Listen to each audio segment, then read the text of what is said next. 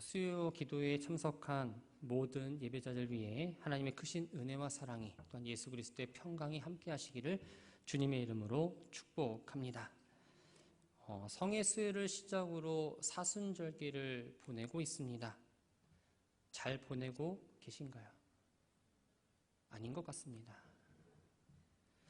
다른 절기 때와는 다르게 이 사순절기에는 우리의 삶에 작은 변화가 있습니다.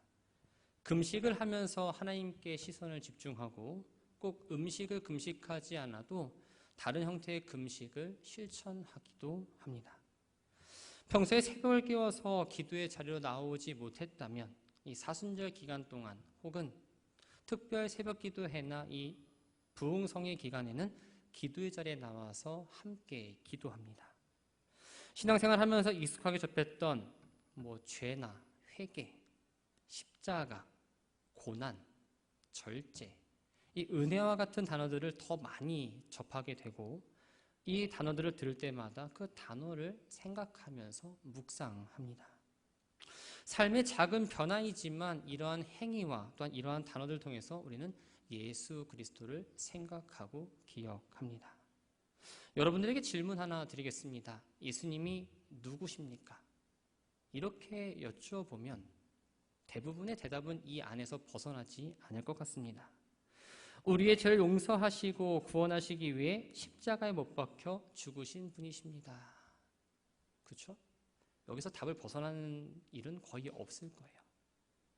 어느 누구도 틀렸다라고 말하지 않고 대부분 끄덕끄덕하면서 저거 정답이지 생각할 겁니다. 그런데 우리 어떠한 문제에 대한 답을 이야기할 때 이 과정을 이해하지 못하고 정답만 머리에 암기하고 있으면 이 질문에 대해서 올바르게 답을 했다 할지라도 내가 그 답을 알고 말했습니다라고 말할 수는 없습니다. 그렇기 때문에 예수님이 못 박혀 죽으신 그 십자가가 무엇을 의미하는지 알지 못하면서 내가 예수님을 압니다. 내가 저 십자가를 압니다. 이렇게 말하는 건 성경을 통해서 혹은 말씀을 듣고 얻은 그 지식을 갖고 있는 그 암기 내용을 그저 답을 쓰는 것과 다르지 않다라는 거예요. 사순절기를 보낼 때 절제하고 또한 금식하고 기도하면서 이 경건행위를 하면서 보내는 것 물론 중요합니다. 그런데 더 중요한 게 있습니다. 예수 그리스도가 누구이며 예수님이 왜 고난을 당하셨으며 십자가가 무엇을 의미하는가를 알아야 돼요. 아는 것으로 끝나는 것이 아니라 그것이 내 삶에 어떻게 다가오는가를 이 사순절 기간 동안에 금식하고 절제하고 기도하면서 찾아내는 게 바로 사순절기를 보내는 방법입니다. 분명한 건 십자가를 바라봅니다. 십자가를 바라보는데 여전히 내 원하는 삶을 살아가고자 하거나 내가 원하고 바라는 그 삶을 계속 하나님께 고백하고 바란다면 예수님이 누구인지 또한 예수님의 십자가 무엇을 의미하는지 알지 못한 채 단순히 나는 예수님을 지식으로만 알고 있는 그렇게 신앙생활하고 있는 상태라는 걸 우리는 깨달아야 합니다. 나뭇가지에 나뭇잎이 하나 걸려 있습니다. 바람이 불었습니다. 나뭇잎이 물가에 떨어집니다. 그러면 그 나뭇잎은 어떻게 되죠? 물의 흐름을 따라서 나뭇잎은 흘러가게 되어 있습니다. 마찬가지로 우리가 예수를 안다, 십자가를 안다라고 말할 수 있는 건 그 우리를 향한 하나님의 마음이 담긴 그 십자가가 내 삶의 바탕이 되어야 합니다. 십자가가 내 삶의 바탕이 되고 그 십자가의 능력에 붙들려서 하나님 뜻에 순종하고 하나님의 그 이끄심을 따라 살아갈 때 우리가 예수님을 안다, 십자가를 안다라고 당당히 고백할 수 있습니다. 우리는 평가하거나 측정하는 데 참 익숙하죠. 그런데 측정하거나 평가할 수 없는 영역이 분명히 있습니다. 그것은 바로 믿음의 영역입니다. 믿음을 좋다, 나쁘다라고 평가하거나 믿음이 크다, 작다라고 측정할 수 없는데 다른 사람의 믿음을, 때로는 나의 믿음을 쉽게 판단하고 말하는데 아주 익숙합니다. 어떤 사람이 사는 형편이 그리 넉넉하지 않지만 구제에 앞장서고 이 11조를 비롯한 헌금 생활을 아주 철저하게 합니다. 주일은 말할 것도 없고 새벽 예배 등 모든 예배를 열심히 참석합니다. 예배 전에 미리 와서 함께 찬양하고 기도하고 오늘 주신 본문의 말씀이 어디인지 한번 읽어보고 그렇게 예배를 준비합니다. 개인적으로 바쁜 일이 있지만 교회 일정에 다 참여하고 교회 여러 가지 사역을 맡아가면서 한 가지 사역이 아니라 사람들이 눈에 띄게 여러 사역을 감당하면 우리는 저 사람을 향해서 참 믿음이 좋구나, 신실하구나 라고 판단을 합니다. 근데 그렇게 행동하지 않으면 저 사람은 믿음이 그렇게 좋지 않아 라고 먼저 판단해버리죠.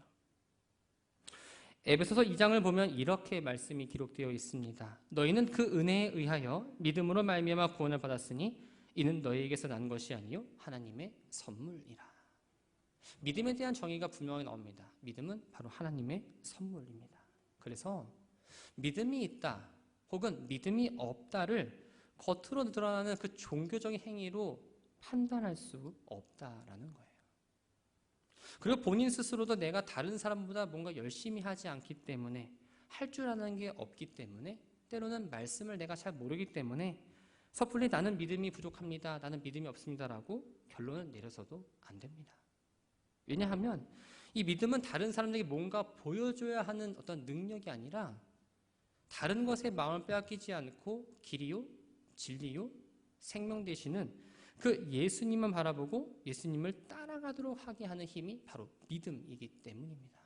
우리가 믿음의 분명한 정의를 알고 신앙생활을 해야 합니다. 바라기는 사순절을 보내시면서 앞에 있는 십자가만 또는 교회 밖에 있는 십자가만 바라보는 인생이 되지 않기를 소망합니다. 십자가의 의미를 기억하면서 십자가가 내 삶의 바탕이 되기를 기도하시고 그 능력에 붙들려서 믿음의 길을 잘 걸어가는 우리 모두가 되기를 주의 이름으로 축원합니다. 오늘 본문을 쓴 이사야 선지자가 활동하던 이 당시 북이스라엘과 남유다는 정세가 불안했습니다. 윤리와 도덕은 땅에 떨어졌습니다. 하나님께 드리는 예배는 형식적인 예배였고 우상 숭배가 만연합니다. 이러한 때 이사야는 메시아의 구속 사역에 대한 예언과 또 하나님의 은혜를 적극적으로 선포합니다. 이런 이유로 성서학자들은 이사야서를 구약의 복음서라는 특별한 이름을 붙여 주었습니다.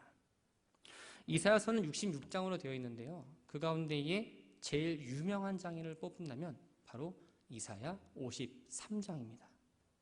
오실 메시아가 어떤 분인지 무슨 일을 하실지에 대해서 아주 구체적으로 기록했기 때문입니다. 그래서 소위 53장을 고난받는 종의 노래라고 또 합니다. 오늘 우리가 살펴본 이사야 55장도 이러한 별칭이 붙였습니다. 히브리서 11장은 우리가 믿음장이라고 하죠. 또 고린도전서 13장을 사랑장이라고 합니다. 오늘 본문인 이 이사야 55장은 바로 초청의 장이라고 불립니다.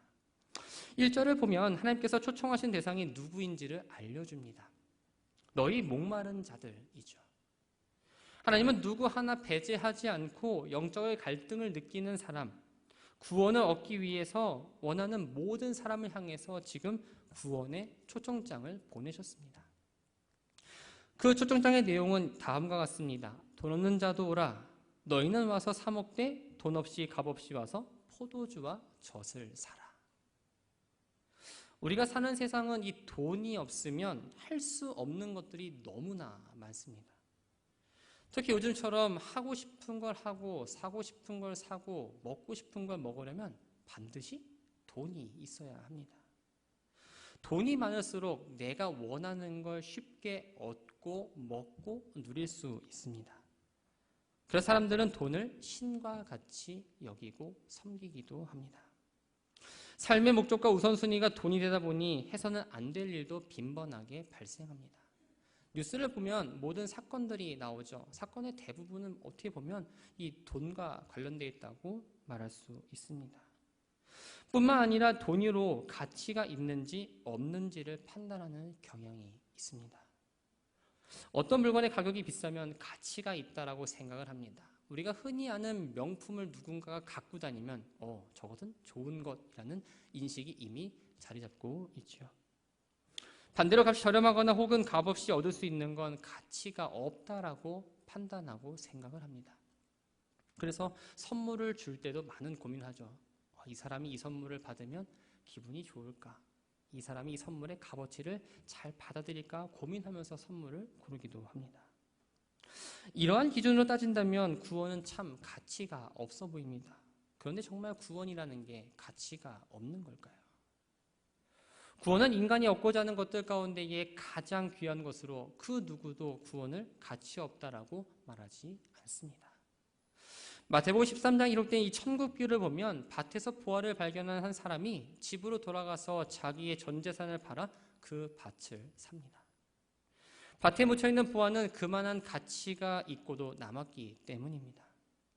이 사람처럼 만약 돈으로 구원을 살 수 있다고 한다면 우리나라의 모든 재벌들과 돈 있는 사람들은 다 구원을 사고자 갖은 애를 쓸 겁니다.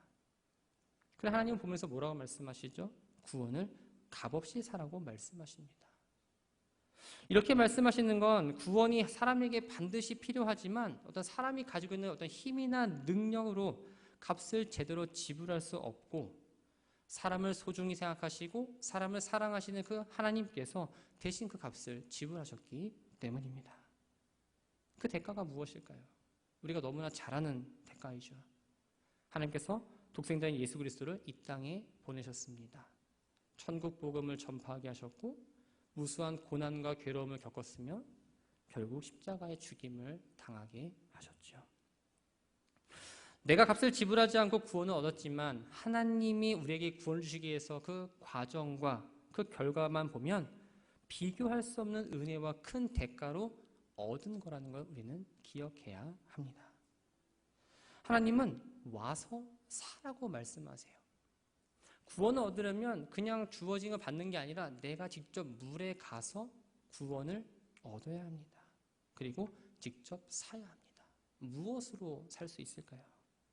바로 예수 그리스도에 대한 그 대속의 믿음으로 우리는 그 구원을 살 수가 있습니다. 베드로전서 1장 7절을 보면 너희 믿음의 확실함은 불로 연단하여도 없어질 금보다 더 귀하여 예수 그리스도께서 나타나실 때 칭찬과 영광과 존귀를 얻게 할 것이니라 라고 말씀하십니다. 사랑하는 성도 여러분, 어떤 대가를 치르지 않는 이 은혜로운 구원이지만 이 가치를 모르는 사람들, 또 받으려고 하지 않는 사람들에게 그냥 억지로 줄 만큼 이 구원은 값어치가 없는 게 아닙니다. 하나님은 우리가 구원을 얻을 수 있도록 허락하셨고 우리는 그 믿음이 없이는 구원을 얻지 못한다는 겁니다. 신앙생활을 합니다. 이 신앙생활은 이 땅에서의 잘됨을 위해서 하나님을 향해 어떤 기대감을 갖고 하는 행동이 아니라 구원을 이루어가는 과정이라는 사실을 기억하시기 바랍니다. 세례를 받았습니다. 세례를 받을 때 나는 예수를 구주로 영접하고 구주라 고백합니다. 나는 구원받았습니다. 이러고 끝이 아니라는 거예요. 출발점에 선 겁니다. 무엇으로 살 수 없고 갚을 길 없는 하나님의 은혜를 늘 기억하면서 구원을 이루며 믿음의 길을 잘 걸어가는 우리 모두가 되기를 주의 이름으로 축원합니다. 그렇다면 우리가 구원의 기회가 늘 열려 있을까 한번 생각해 봐야 합니다. 6절을 보면 하나님의 구원 요청에 대해서 구원의 초청에 대해서 망설이지 말고 즉각적으로 반응하라고 이렇게 말씀하십니다. 너희는 여호와를 만날 만한 때에 찾으라. 가까이 계실 때에 그를 부르라. 여호와를 만날 만한 때, 가까이 계실 때라는 이 말은 모든 사람을 구원으로 초청하는 그때, 하나님께서 모든 사람들이 돌아오기를 바라는 그 때를, 은혜의 때를 의미합니다. 또 이 말씀 안에는 하나님의 이 구원 초청은 언제나 계속되어 있는 것이 아니라 중단되는 시기가 있다는 사실을 담고 이야기하고 있습니다. 하나님의 은혜를 거두시는 그때는 바로 종말의 때이고 심판의 때입니다. 출애굽기를 보면 하나님은 애굽 왕 바로에게 9번의 재앙을 내리고 철회하시는 그 기회를 주시면서 회개할 걸 말씀하셨습니다. 그러나 애굽 왕은 번번이 거역을 합니다. 결국 하나님은 10번째에 이르러 그 구원의 은혜의 문을 닫아버리시고 완전한 파멸을 의미하는 장자의 죽음이란 절망적인 재앙을 그들에게 내리셨습니다. 하나님께서 행하신 구원의 초청이 언제 끝날지 안다면 우리는 각자 일을 하다가 그 기한에 맞춰서 구원의 문에 들어가고자 할 겁니다.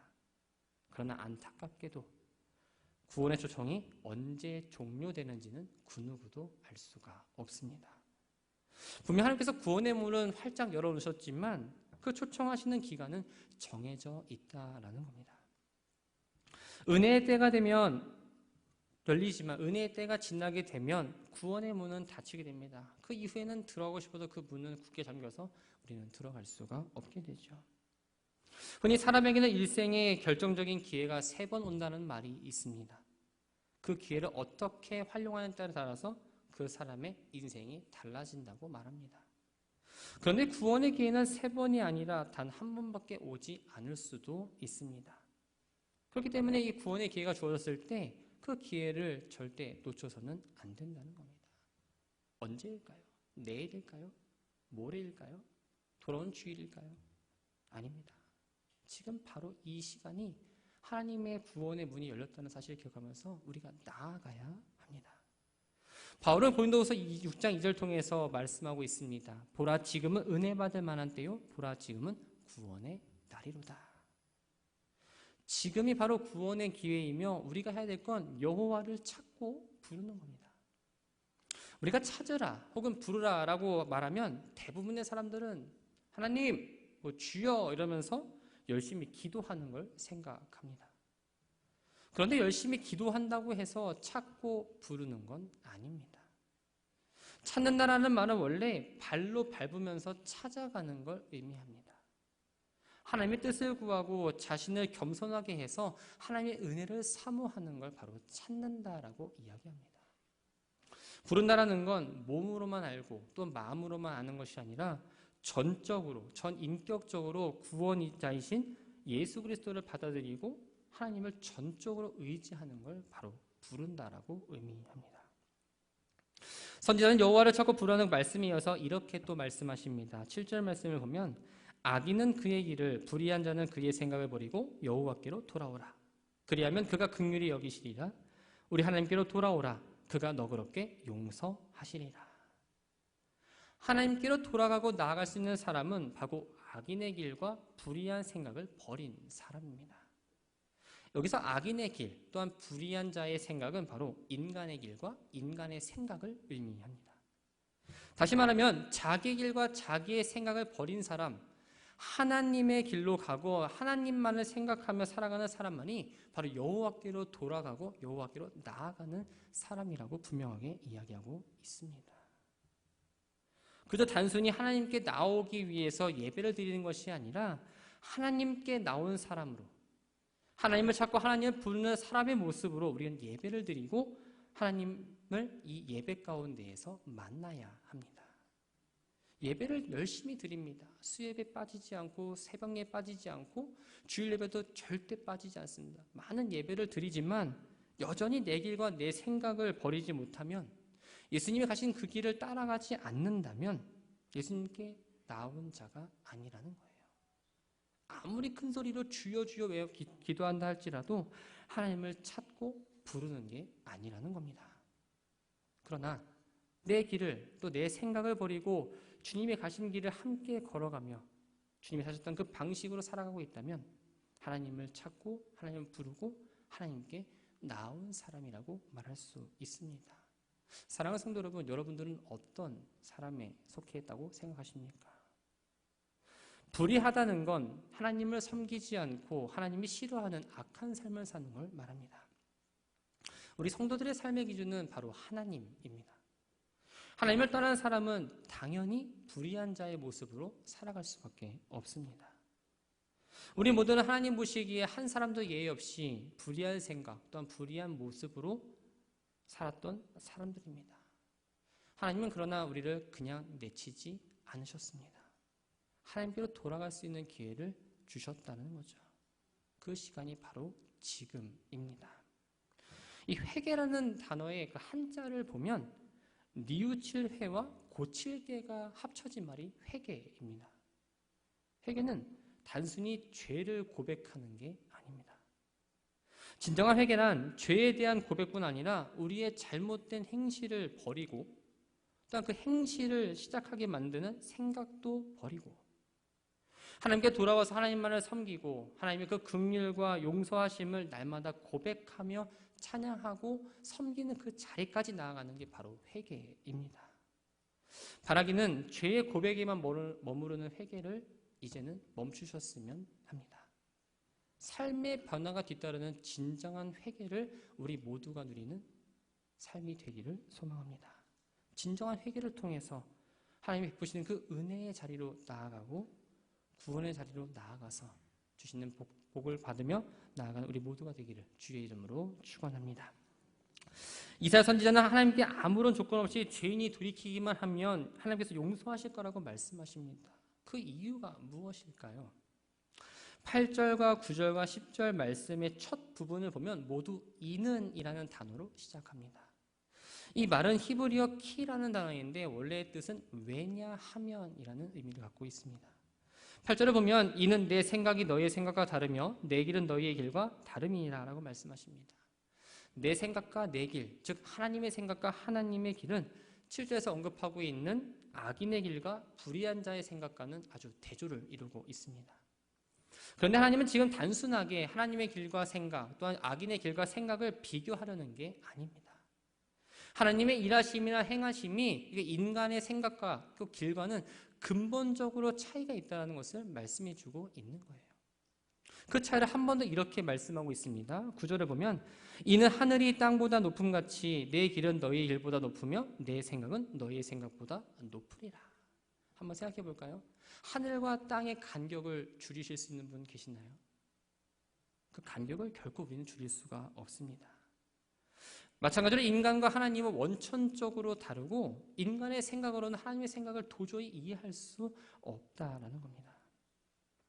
다윗은 시편 57편 10절에서 이렇게 고백하고 있습니다. 무릇 주의 인자는 커서 하늘에 미치고 주의 진리는 궁창에 이르나이다. 다른 사람의 죄를 위해서 자신의 하나뿐인 아들을 희생시킨다? 인간의 생각으로는 전혀 불가능한 이야기입니다. 이처럼 인간이 하는 용서, 또 인간이 베푸는 그 사랑은 아주 제한적이고 때로는 조건적이라 말할 수 있습니다. 그러나 하나님의 용서, 하나님의 사랑, 하나님의 긍휼하심은 무조건적이며 제한이 없으십니다. 이런 하나님의 속성 때문에 우리는 용서받을 수 없지만 용서를 받을 수 있고 예수님 십자가의 구속의 은혜로 우리는 구원을 받을 수 있었고 남아 주시는 그 은혜와 사랑 가운데에 살아갈 수 있게 되었습니다. 하나님은 회개하고 돌아온 악인에 대해서 용서하신다는 그 약속의 진실함을 이렇게 또 표현하고 있죠. 비나 눈이 하늘에서 내리면 그냥 그대로 하늘로 돌아가지 아니하고 땅을 적십니다. 그 적신 땅의 농부가 파종하여 열매를 거두는 것처럼 하나님의 입에서 나오는 말씀도 반드시 열매를 맺게 된다고 약속하십니다. 하나님의 말씀은 어디에서든지 열매를 맺었습니다. 악한 자들에게 말씀이 주어지면 회개나 구원의 역사가 일어났습니다. 때로는 심판의 역사도 일어났습니다. 반대로 의로운 자들에게 하나님의 말씀이 임했을 때 그들을 위로하고 그들을 격려해 주셨습니다. 능력과 소망이 그들의 삶에서 기적의 역사로 나타났습니다. 하나님이 약속하신 그 용서는 고난의 종으로 오신 그 메시아를 통해서 성취되었습니다. 사랑받을 만한 자격 없습니다. 용서받을 만한 자격이 없지만 그런 나를 사랑하시고 나의 죄를 용서하시기 위해서 예수 그리스도가 십자가에 못 박혀 죽으셨다는 거죠. 사랑하는 성도 여러분, 하나님 우리가 이렇게 문제도 많고 죄도 많은데 그럼에도 불구하고 용서해 주시고 자녀 삼아 주신 이유는 무엇일까요? 11절 하반절을 보면 이렇게 기록하고 있습니다. 나의 기뻐하는 뜻을 이루며 내가 보낼 일에 형통하리라. 나의 기뻐하는 뜻은 바로 하나님이 원하시는 걸 말합니다.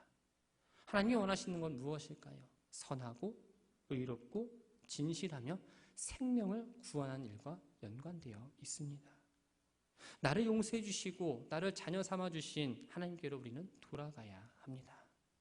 하나님의 용서와 자비와 은혜 속에 살아가며 하나님이 원하시는 일을 함으로써 주시는 형통함을 누리며 살아가야 합니다. 하나님의 약속을 기억하시기 바랍니다. 하나님의 약속은 인간의 약속과 다르게 결코 변함이 없으십니다. 신실하게 반드시 임하십니다. 하나님께 돌아가는 그곳에 기쁨과 평안이 있고 노래와 손뼉침이 기다리고 있습니다.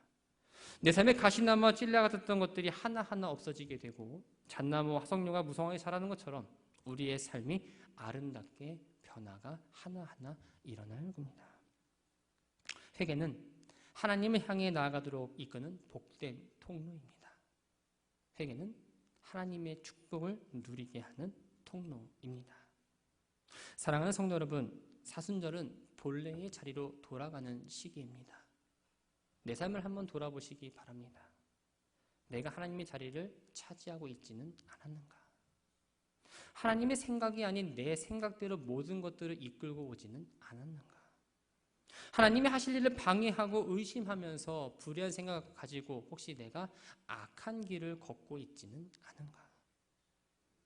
그것을 깨달았다면 이제 그 길을 돌아서 용서하니 앞으로 나아가시기 바랍니다. 믿음의 성도들이 머물 곳은 악한 길, 불의한 생각이 아닙니다. 하나님의 용서와 하나님의 자비와 하나님의 은혜가 있는 곳이 우리가 머물 곳입니다. 사순절 두 번째 주간을 보내면서 또 회복의 소망이라는 주제로 부흥성회를 앞두고 있습니다. 십자가에 비친 내 모습을 보면서 말씀의 내 모습을 비춰보면서 예수님 십자가 희생이 헛되지 않도록 죄된 것들을 내려놓으시기 바랍니다. 본래의 자리가 무엇인지 기억하며 그 길로 돌아가도록 힘쓰고 애쓰는 우리가 되기를 소망합니다. 회복의 소망을 품으시고 그 자리에서 우리의 영이 먼저 회복되고 하나님과의 관계가 회복이 되고 교회와 가정이 회복이 되고 내가 가는 발걸음 곳곳마다 회복의 역사가 우리들이 경험하는, 그것을 경험하기 위해 준비하는 이 성회가 되기를 바랍니다. 회복을 이루셔서 지금마다 풍성한 하나님의 은혜를 누리며 살아가면 믿음의 길 가운데 때로 어렵고 힘들지라도 기쁘게 그 길에 순종하며 나아가는 우리 모두가 되기를 주님의 이름으로 축원합니다.